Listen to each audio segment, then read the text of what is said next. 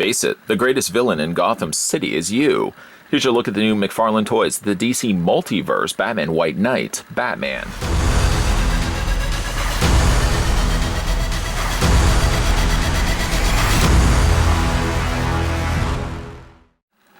After years of epic battles between the Dark Knight and his twisted archenemy, Batman faces his greatest challenge yet. The Joker has been cured of his madness and is now sane.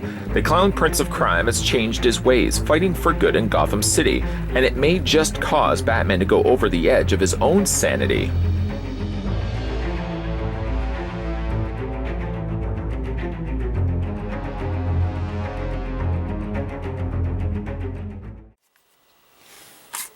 Finally able to get my hands on these new DC Multiverse figures. They've just now started popping up at EB Games across Canada. So if you're in the market of picking these ones up for yourself and have not yet the chance to be able to find these, and you're living in Canada, you may want to check your local EB Games stores, as like I said, they're stocking them right now. Stopping the tape measure at the very top of Batman from White Knight, and taking the tape measure and telling you guys, the viewing audience, you're looking at the figure of Batman standing 7 inches exactly. Switching that to centimeters, then you're looking at the figure standing 17.8 centimeters tall. Now, this marks technically the 5th Batman that McFarlane Toys has released under the banner of DC Multiverse.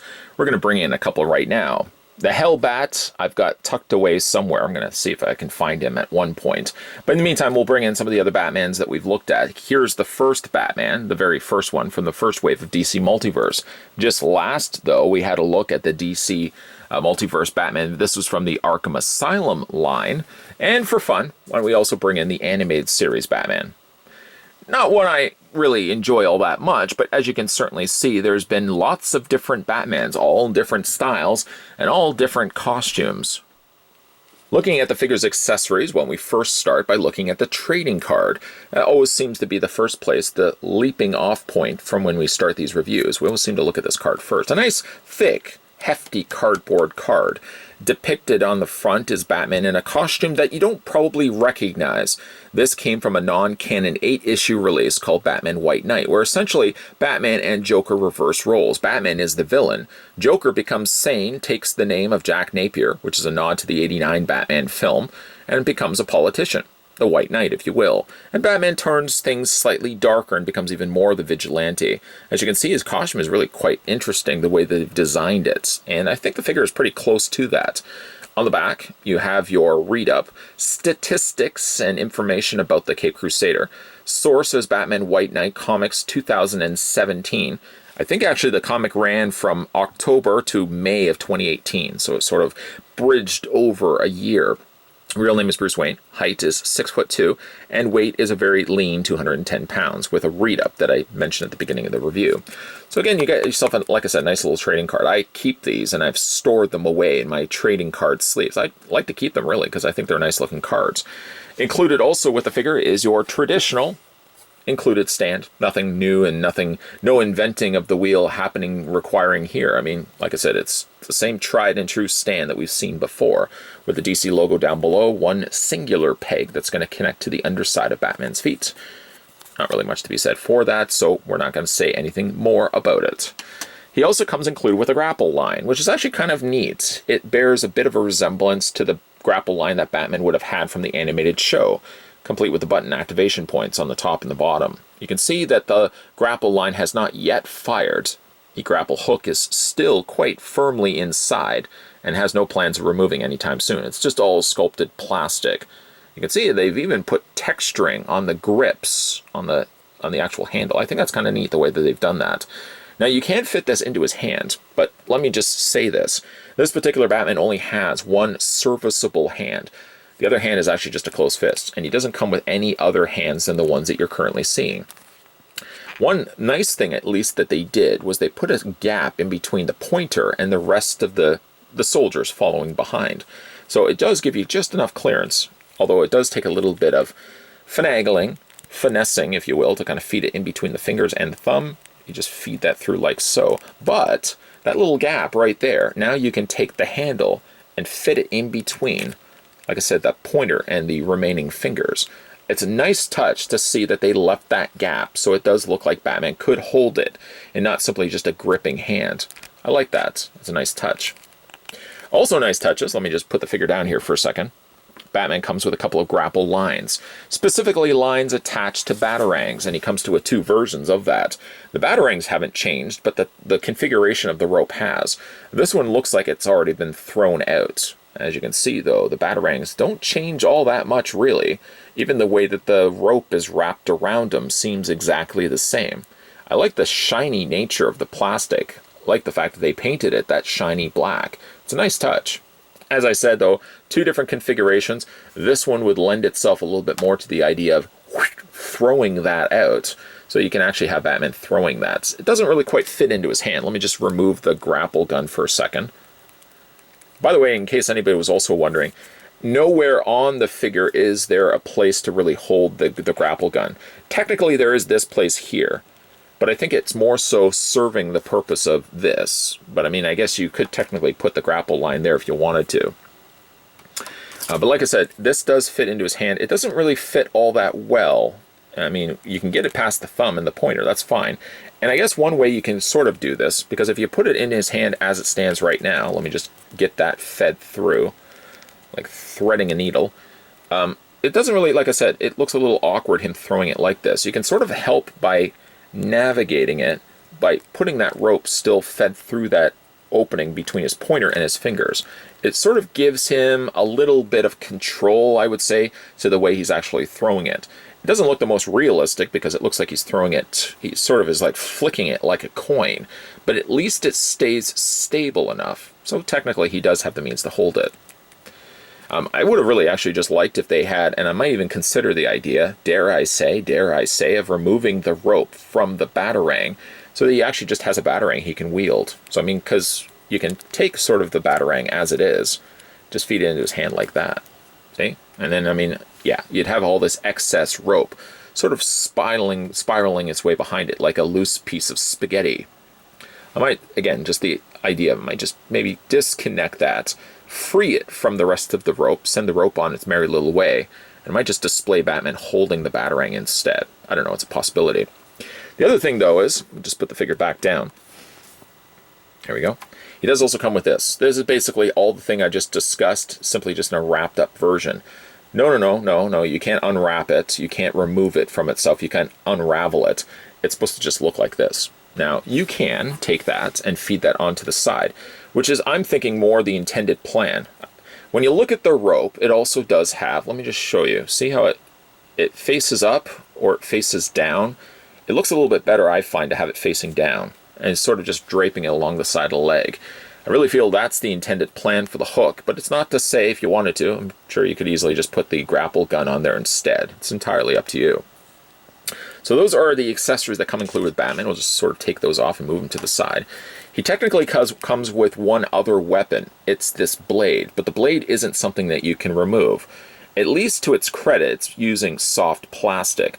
One thing that you really will come across as you're rotating the torso specifically is that you might find yourself clipping this from time to time, especially if it's really close to the torso. If that was made of more denser plastic, most definitely that would have broken off. So I like that at least it's a softer plastic, but no, it's not removable. Looking at the figure itself, this is a figure that I wasn't sure I really was actually going to like, and yet the more I seem to have it in my possession, the more I seem to be falling for this figure, in the sense that I think that it might be, dare I even say, the best figure that they've released for a Batman, at least from the McFarlane movie, DC Multiverse figures. I mean, I really like the design of it. It feels not only like it was pulled from the pages, but more so from an animated screen. Like if they were to do a Batman White Knight, I would love to see them do a Batman White Knight animated feature. I feel like this is the sort of style that they would go with, a very broad chin, with this very thin, almost razor thin lip that runs from side to side. They have painted in at least the bottom of the lip, but the top of the lip is completely gone. It's vanished, and I'm sure they're sending out a search party for it. It's a nicely detailed head sculpt, though, when it's all said and done. I love the additional texturing that they put above the eyebrow, the furrowed brow of Batman. That he has a lot of these cool little wrinkles happening on the top of his cowl. As well, this particular Batman does have the noted short ears as opposed to longer ears, and I think that works well too. The design, I think, is also something that Robert Pattinson's Batman is going to sort of play a bit of a nod to. More so the higher collar and broader cape running across his shoulders. Something else that runs across, not necessarily his shoulders, but certainly from his torso, is this rather streamlined looking bat logo. As you can see, that runs from shoulder to shoulder and sort of has these grooves going on in it. Running my fingers across it, you can kind of feel, well, there it is right there. They've sculpted these rather than actually painted them in. It's interesting, really, really neat looking bat logo. It's enough to still know it's Batman, and yeah, it's different enough that it looks more like, kind of looks like the front of an ornament that you'd see on the front of a car, like the front of the grille of a car, in a way. But I really like the Batman head sculpt, though. It's might very well be my favorite that McFarlane has released thus far. The sculpting of the cape is also quite nice, too, which you have the natural folding wrinkles and creases that capes would normally develop, forming out to a rather interesting-looking cape, too.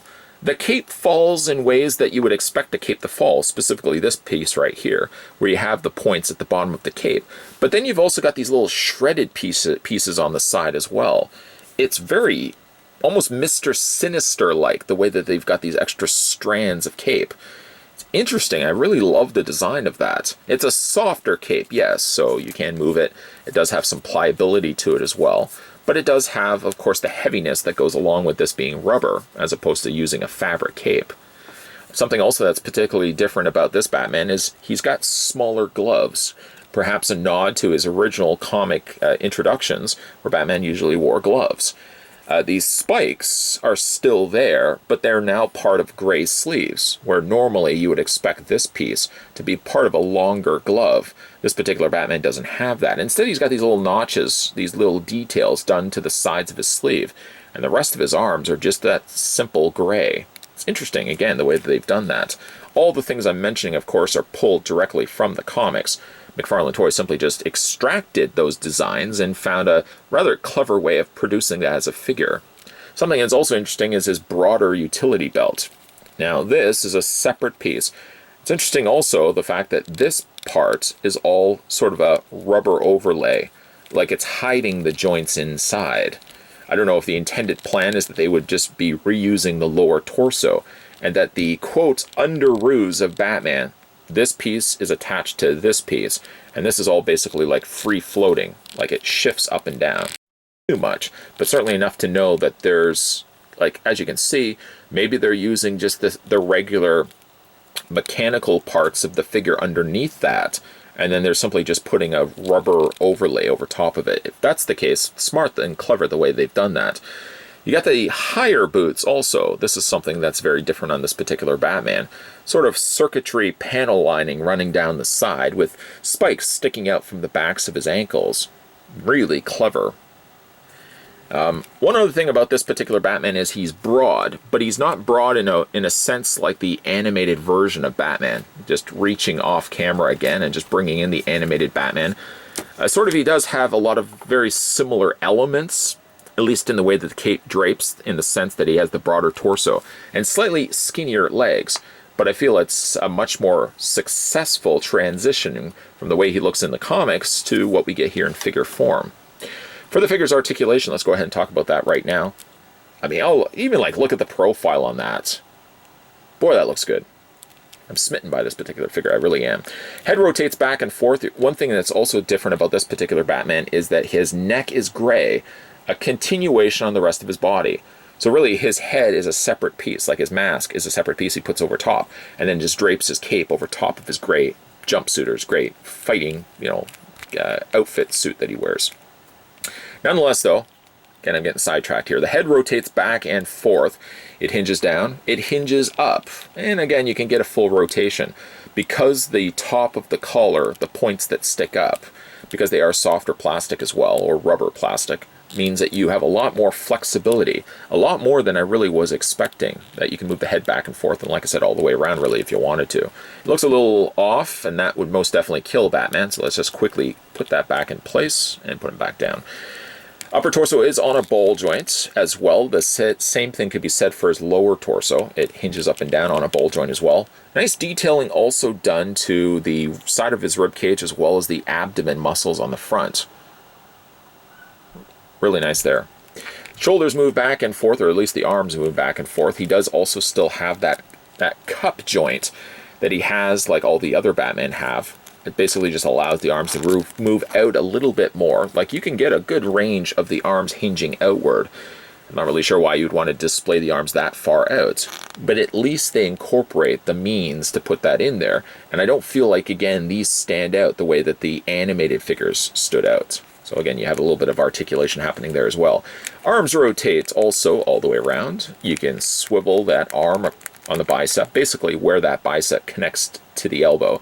This particular Batman also has only a single hinge in the elbow, in the same sort of way that the animated figures had it.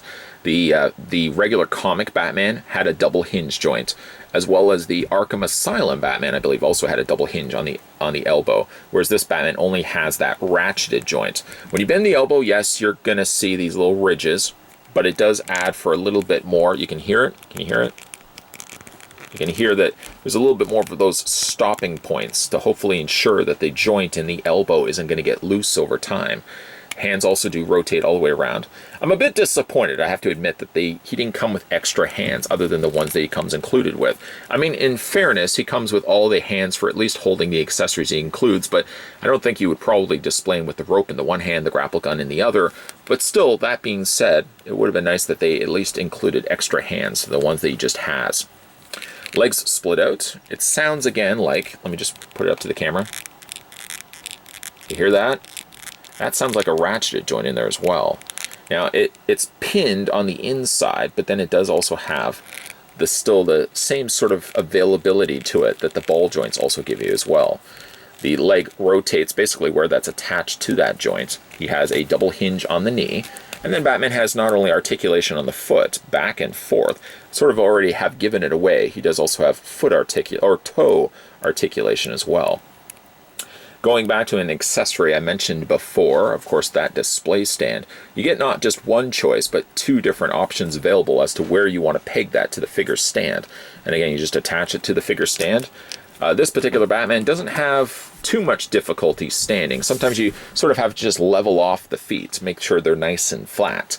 But if you do have problems with the figure standing, you can always rely on the display stands. After all, that's why McFarlane included them. Despite being 5 Batmans already into this line, the line hasn't been around very long when you think about it, and yet how many Caped Crusaders we've already gotten. Each of the Batman do bring something different to the table, all looking different from one another. We've gotten comic versions of Batman, we've gotten video game versions of Batman, and of course we've gotten ourselves animated versions of Batman as well. This could be my favorite. I never thought I would say that. I still love that first Batman from the very first wave that McFarlane released. And yet I find myself uttering the words that perhaps it's been dethroned by the White Knight Batman. This one has a lot of cool things going for it.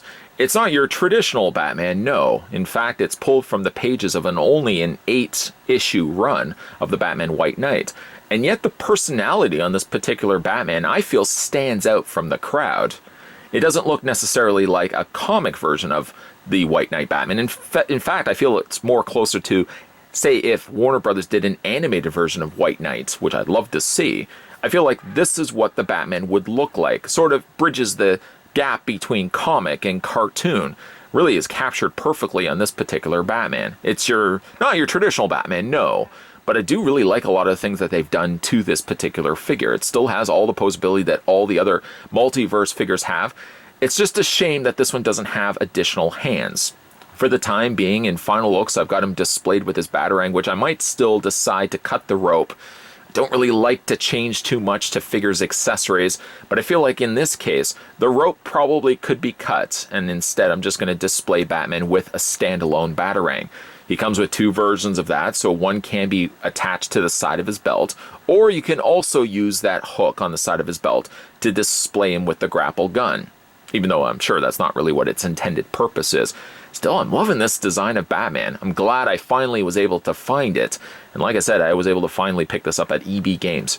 Which, just FYI, if you're in Canada and still thinking that you have to shop for this guy online, check EB Games. EB Games seems to be getting this stuff in a lot sooner than some of the other retail stores like Walmart's and Toys R Us's. Just a little bit of help there for my Canadian collectors. But let me know down below in the comments section what you guys think of the Batman from the Batman White Knights. Is it your favorite, or is it still sort of, well, where is it on your list of Batmans that we've gotten from the DC Multiverse? I'm not going to tell you. You tell me. Where would you rank this particular Batman? Maybe give me the order of Batmans that you like from this Multiverse line. Just let me know down below in the comments section. If you guys are also new to this channel and liking so far the content you're seeing, hopefully the content's going to stay about the same. So if it's already good in your eyes, it's going to be hopefully staying around that same level. I'd like to not think that it's going to be dropping at all in quality or performance. But consider the idea of hitting that subscribe button down below. Consider the idea of turning the bell notification on. And consider the idea of staying tuned to this channel Monday to Friday, 12 p.m. and 2 p.m. when new videos pop up. As you could probably guess it by the fact that we looked at the Batman from Batman White Knights, yes, we are going to be looking at Joker, and yes, we are going to be looking at Azrael. They're both going to be coming up in upcoming videos, so stay tuned for those. And as always, guys, thanks for watching. I'll see you guys next time.